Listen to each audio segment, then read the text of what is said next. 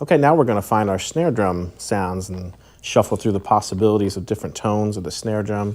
You know, and typically, just reminding you that 2 and 4 is typically where the snare drum would go. It would fall on the second beat and the fourth beat. It's called a backbeat. That's like the winning ingredient in any tune you pretty much hear on the radio. So let me show you some of how I'm getting it, that sound.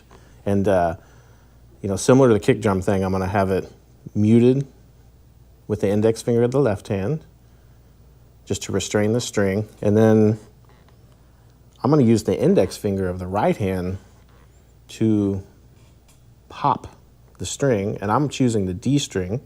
I'm getting underneath the string, pulling it, and letting it snap back. That's giving it the pop sound.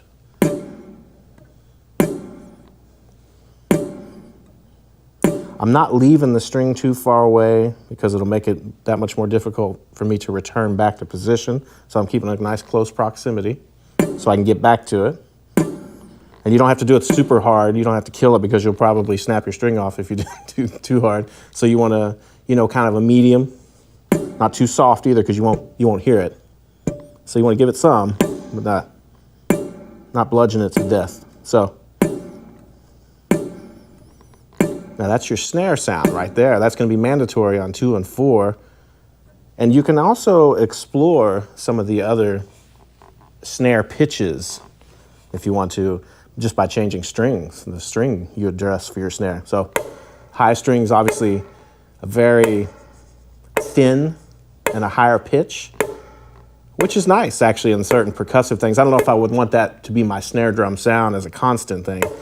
Then the B string, obviously not as high, has a different thing to it. G string. Getting a little deeper. I still don't care for that to be my steady snare pitch.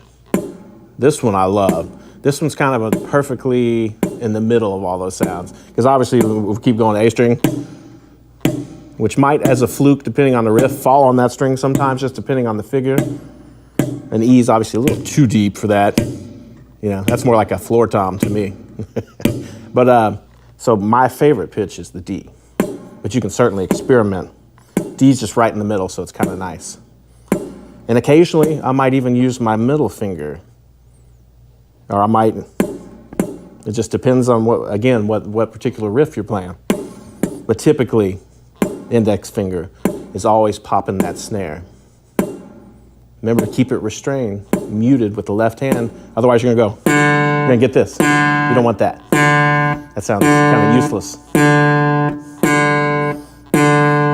So definitely want to restrain the string. See, now you have just that beautiful percussive sound,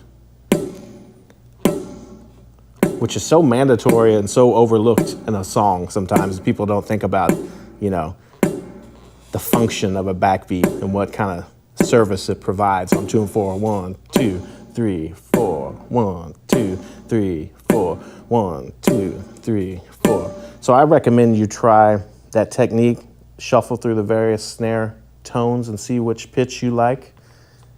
And we'll get your percussive thing well on its way with that.